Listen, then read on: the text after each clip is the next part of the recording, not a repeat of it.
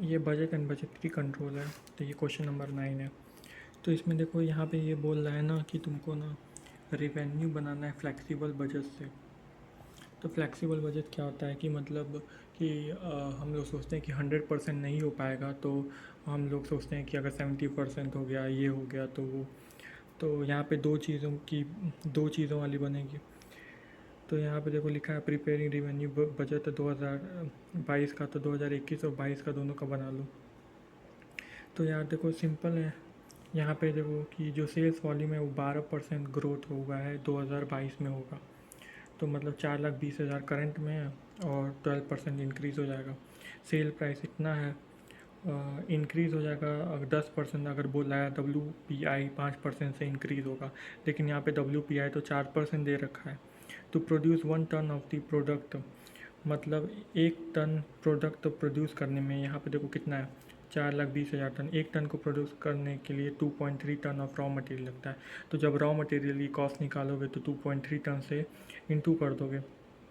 और ये बोला अगर प्राइस इंक्रीज 10% होगा कब, जब WPI 5%, लेकिन WPI तो 4%, तो इंक्रीज़ नहीं होगा। फिर उसके बाद आता है तुम्हारा लेबर या एम्प्लॉय कॉस्ट कह सकते हो कि टोटल 6,000 एम्प्लॉयज़ हैं वर्क ऑफ द कंपनी।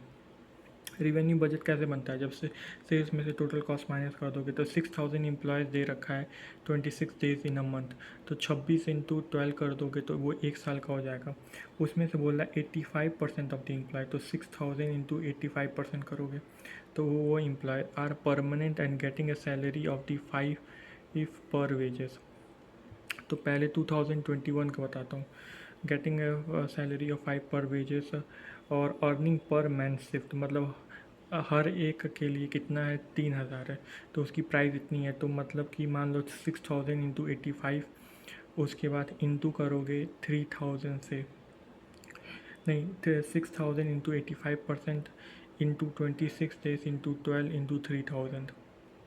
और यहाँ पे बोल रहा है अब 2022 का क्या, न्यू वेज एवरीवन 2022 में क्या होगा, from 1 July it expected to increase 15% increase हो जाएगा। तो 15% इंक्रीज़ हो जाएगा। अब देखो यहाँ पे हम लोग क्या बना रहे हैं, ईयर ऑफ द 2022 लिखा हुआ है। अब देखो ये लिखा हुआ है 2022, अगर 2022 से ऐसे 23 लिखता है तो हम लोग अप्रैल से लेकर के मार्च तक लिखेंगे, लेकिन यहाँ पे सिर्फ लिखा हुआ है ईयर 2022। तो तुम जनवरी से लेकर के क्या लेकर लोगे, दिसंबर तक लोगे, जनवरी से लेकर दिसंबर तक लोगे। तो जैन से जुलाई 6 महीना और फिर 6 महीना, तो मतलब कि 6 महीने तक तुम्हारा 3,000 रहेगा न्यू में। फिर 6 मंथ में तुम्हारा क्या हो जाएगा, तुम्हारा 15% है, मतलब 3,000 एंड इंटू 115, या 3,000 प्लस 15% से इंक्रीज़ हो जाएगा।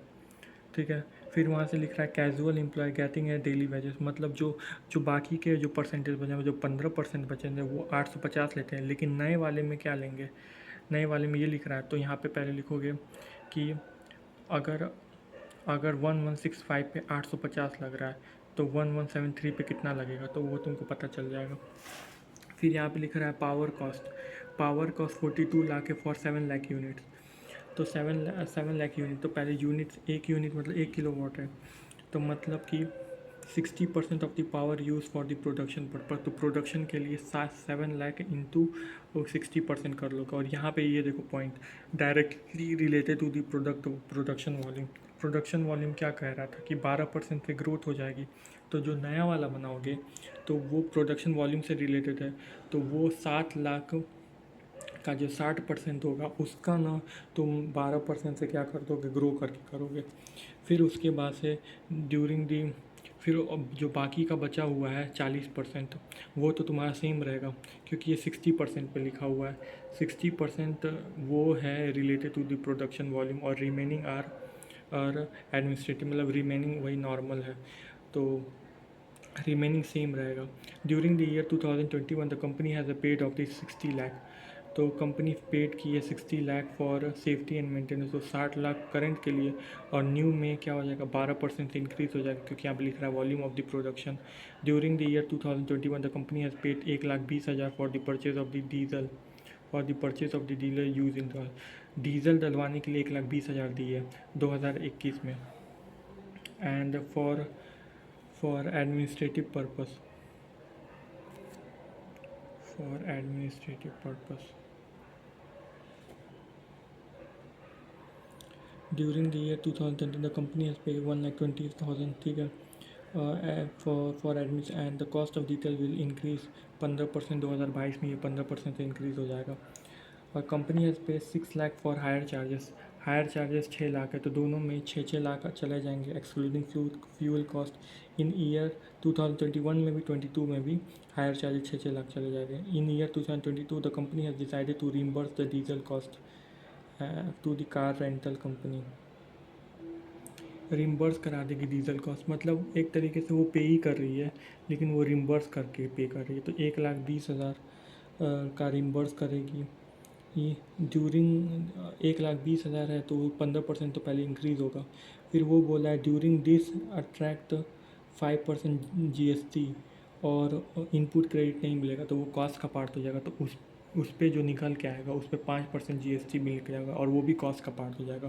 फिर उसके बाद डेप्रिसिएशन तुम्हारा दिख रहा है कि 2021 में इतना और 2022 में 15% कम पे कर दोगे, और फिर उसके बाद सेल्स में से जब तुम ये घटाओगे तो रिवेन्यू बजट आ जाएगा, ठीक है।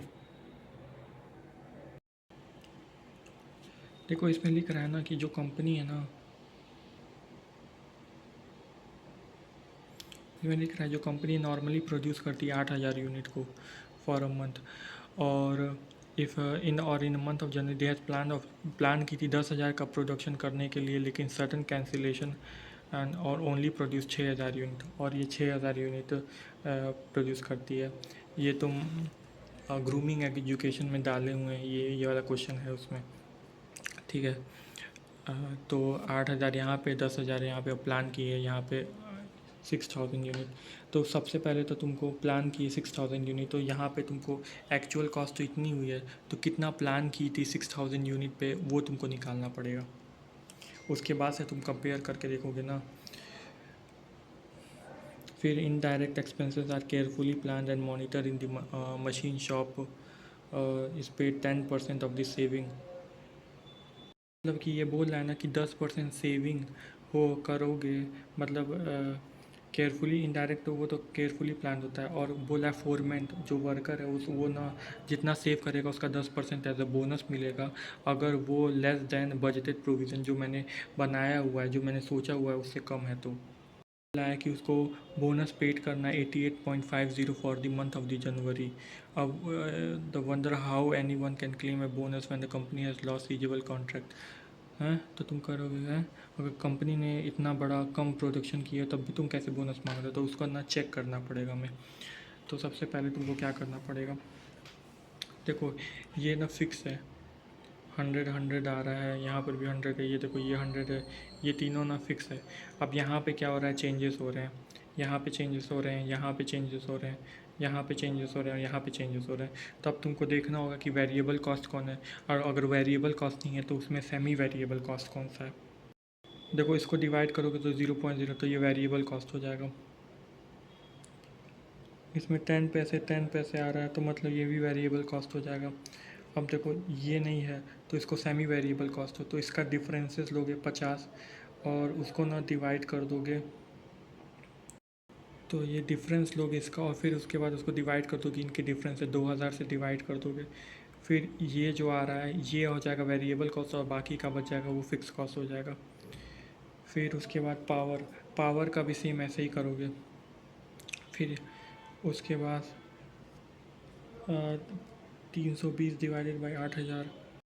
देखो ये जो है ये ना तुम्हारा वेरिएबल कॉस्ट है, इसमें दोनों में 0.04 आ रहा है और बाकी का सब फिक्स है, ठीक है। तो ये तुम निकाल लोगे। फिर उसके बाद अब इसको ना तुम ना 6,000 यूनिट से मल्टीप्लाई करके 6,000 यूनिट का जो तुम प्लान किए हो वो निकाल लोगे। जैसे कि ना मैं तुमको ना इसका निकाल के बता रहा हूँ 6,000 यूनिट का, तो मान लो कि तुम्हारा 400 तो फिक्स है, तो 400 तो तुम्हारा आ ही जाएगा। तो बाकी का 0.025 इंटू 0.025 इंटू 6,000, 150। तो 150 प्लस 400 मतलब क्या हो जाएगा, वो 500, 400, 550 आ जाएगा। तो देखो यहाँ पर भी देखो ये 550 आ रहा है। बाकी ऐसे ही करके तुम ये सारा चीज़ें निकाल लोगे, फिर उसके बाद एक्चुअल एक्सपेंसेस में से तुम माइनस कर दोगे। देखो यहाँ पे 550 तुमने प्लान किया, लेकिन एक्चुअल में खर्चा कितना हो रहा है, 600 का। तो मतलब कि क्या कर रहे हो, 600 का मतलब 600 तुम्हारा नेगेटिव में जा रहा है एक तरीके से। तो यहाँ पे लिखोगे कि flexible budget show that concern expenses in the month of the January has increase.